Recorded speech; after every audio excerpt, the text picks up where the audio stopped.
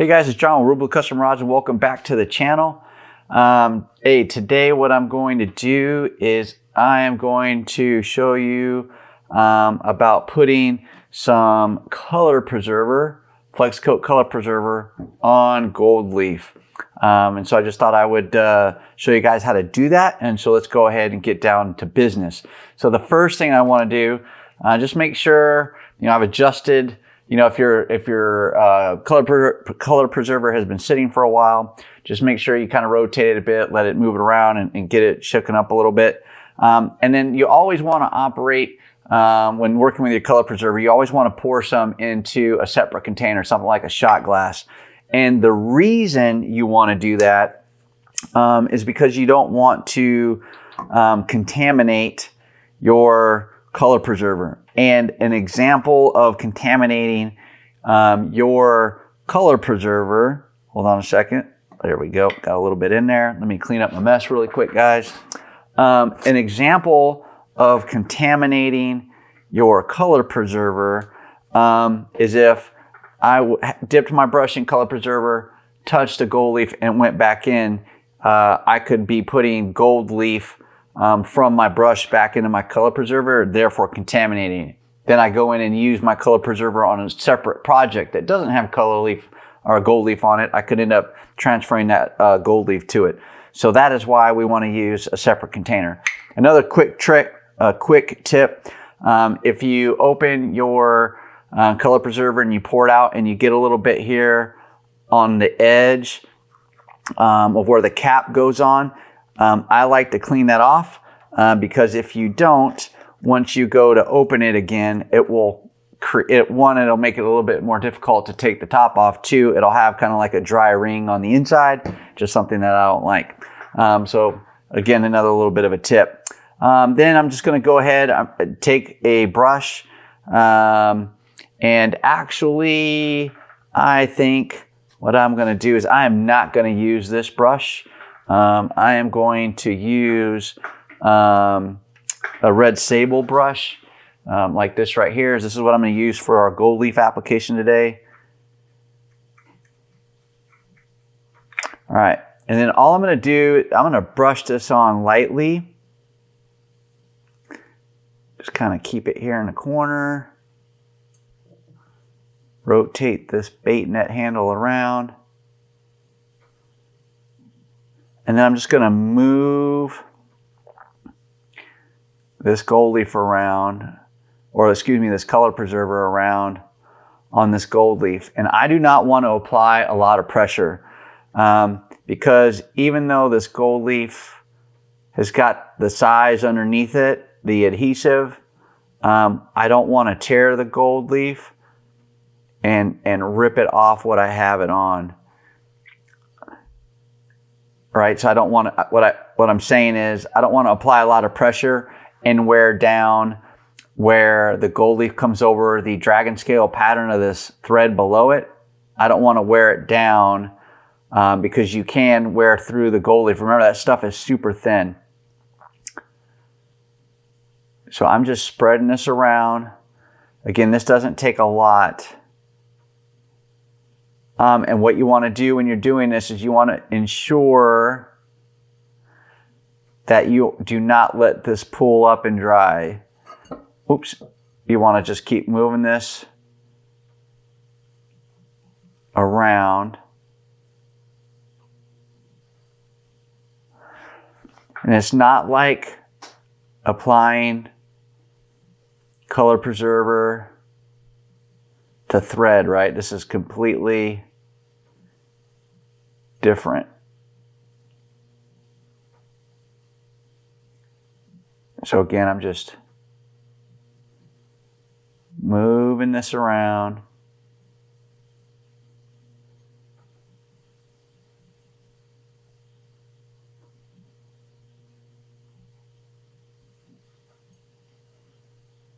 All right. And if this is your first time to the channel, welcome. Glad you found the channel. Welcome to ReelBlue Custom Rods. Again, if this is your first time, I do post 3 videos a week. every Monday at 4 p.m. Pacific Standard Time. And then every Tuesday night and Wednesday night at midnight.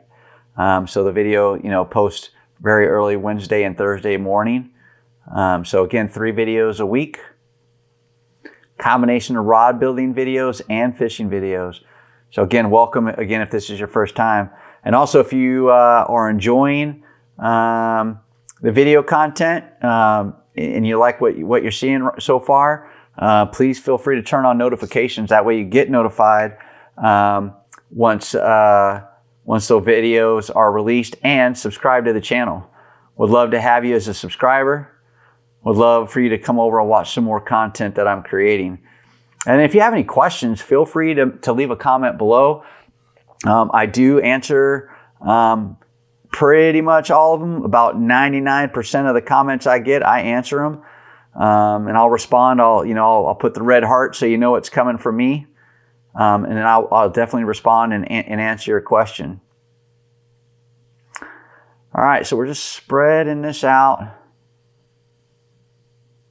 Taking your time. Again, not applying a lot of pressure because I do not want to wear down through that gold leaf. So we're at about halfway. What I'm going to do, I'm going to go a little bit more and then I'll start working back the other way.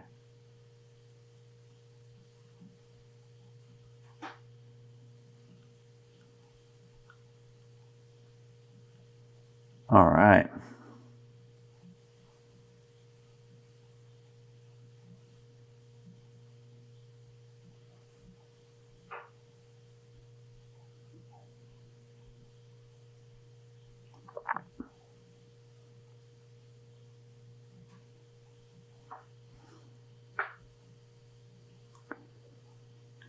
Okay, I know it's getting a little quiet there, guys. Sorry about that.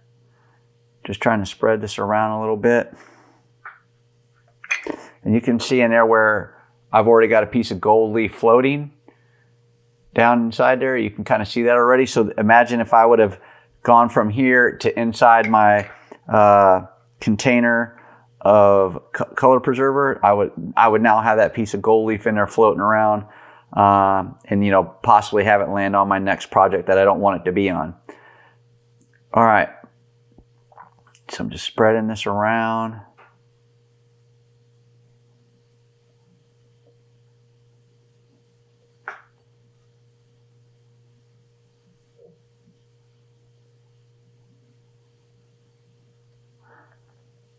All right.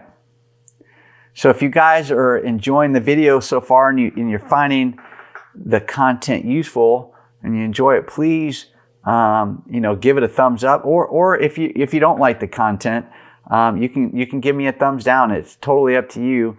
Either way, a thumbs up or a thumbs down is great feedback for me. It lets me know what you as a viewer like or dislike, and it's very helpful. It's not about the algorithm piece. I mean, it can be, right? More people liking a video, maybe the algorithm shares something a bit faster or to a wider audience.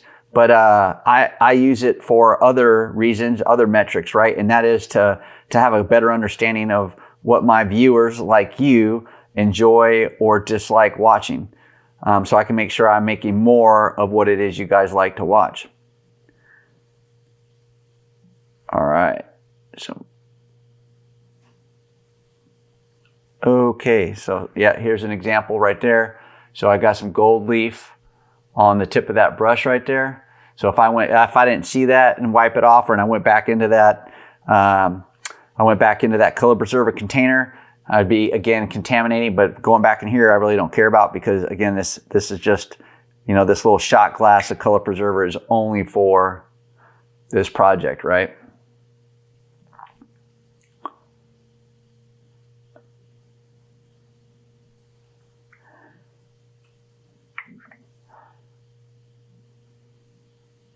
All right, now I'm just kind of start working this way.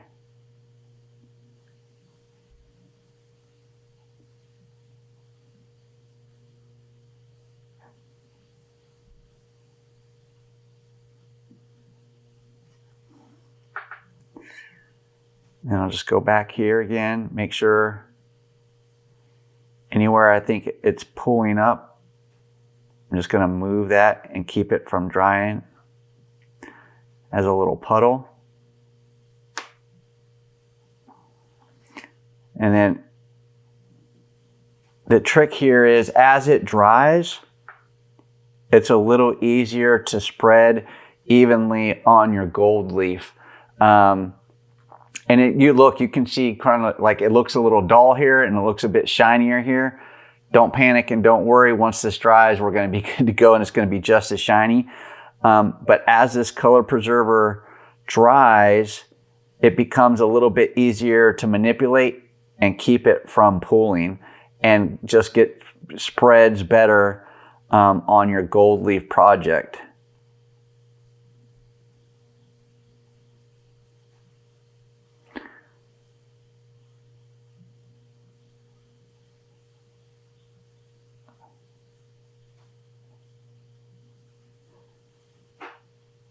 All right. We'll come back in here.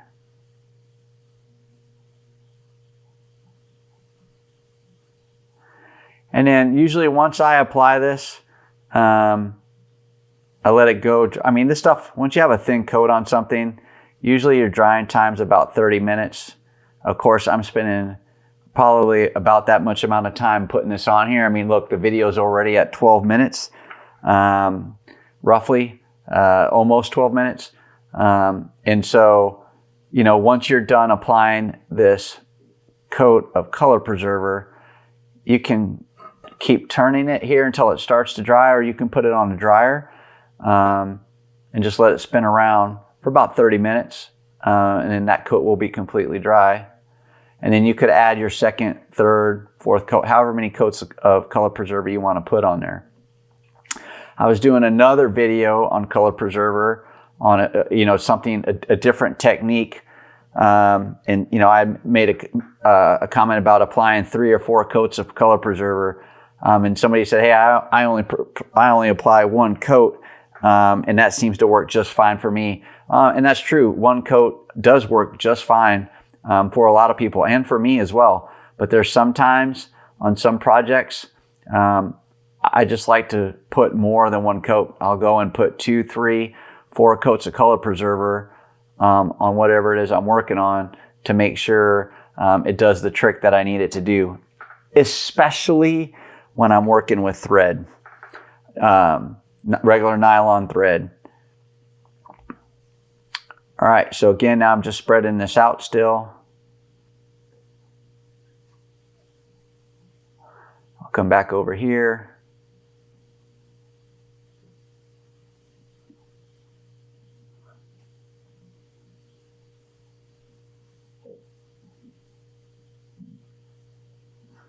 All right.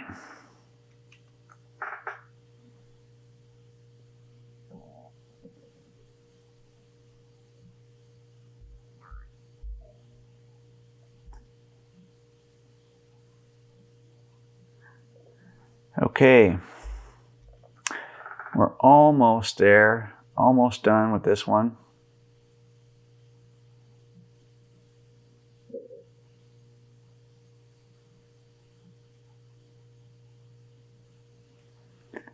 I can see where it's pulled up a little bit, so I'm just gonna move that around a little bit there.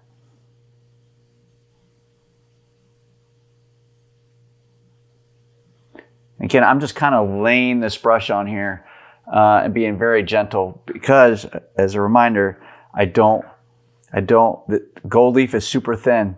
And so what I don't want to do is wear down the gold leaf, you know, where it's either flat or where it's raised on top of that thread. I just don't want to wear that down.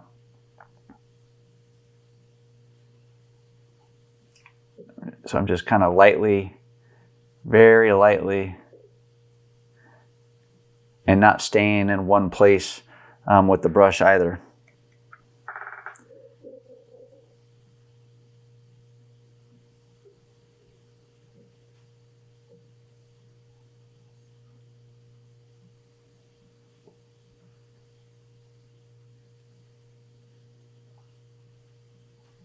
All right.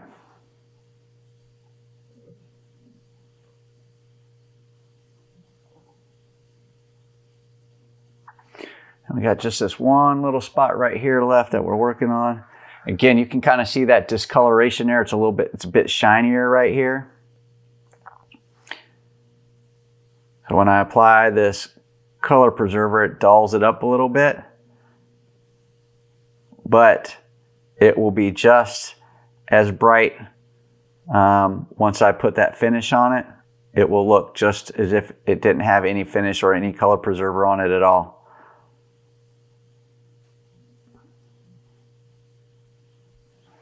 So I think I'm done with the color preserver, so I just move that out of the way. And then now I'm just gently going back and spreading the color preserver and just making sure it's not pooling up or drying in pools, right? So I'm not adding any new color preserver to the mix here.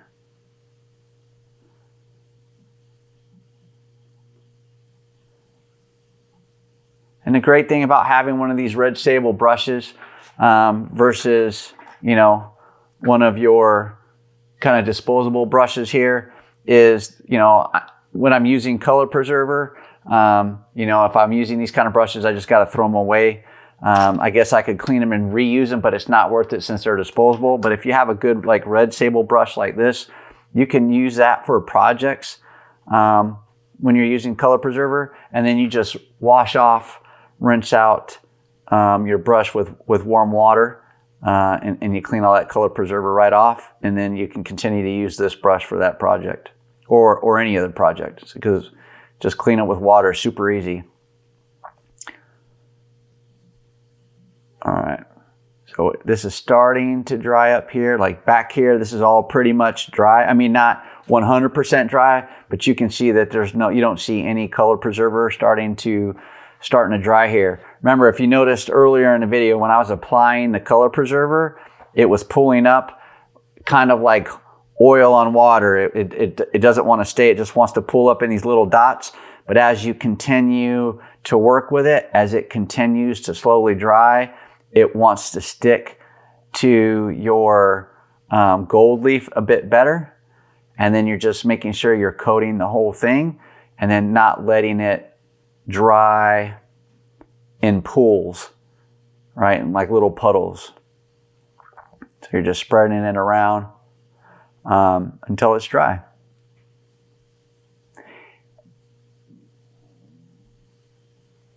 And then on this gold leaf, I'm just going to apply one coat. I could come back and do a few more coats if I wanted, but I think one coat will get it done here. And I'm just going through and I'm kind of looking at the entire gold leaf dragon scale pattern here. And what I'm really looking for is I'm looking to make sure that the black thread that I put underneath here did not break through the gold leaf as I applied the color preserver. And this is why I don't do color preserver right away either. If you remember in the live stream, which you can see that video here in the upper right hand corner, when I applied the gold leaf, you know, I made a comment about like, hey, I'm going to let the size and the gold leaf dry and become hard and finished before I put the color preserver on it, because I don't want to wear through it. And I believe, you know, if I do it while that size is still just tacky underneath it, that foil is still, or that gold leaf is still very, very fragile still. Because remember, it's super thin. And then if I started using this brush and painting over this stuff, I could easily just wear through the gold leaf where the thread pieces are at, and then I'd have to start all over with the leafing process. So that's it. So as you can see, it's drying up pretty good. It doesn't look pulled anywhere, except for right there maybe. And then anywhere I see it pulling up, I'm just going to take my brush and go touch it and move that little puddle until it continues to dry. All right. Yep. So I think we're good enough to go, man. I'm just spreading that around a little bit again. Okay. Yeah. So again, I hope this helps. I hope you guys found the video useful. Please feel free to leave a comment below. If you have any questions, comments, or concerns, or you just want to leave a comment, feel free. Go ahead and do so. And make sure you guys watch this next video here. Thanks for hanging out. Until next time, guys. Take care. Talk to you later. Bye.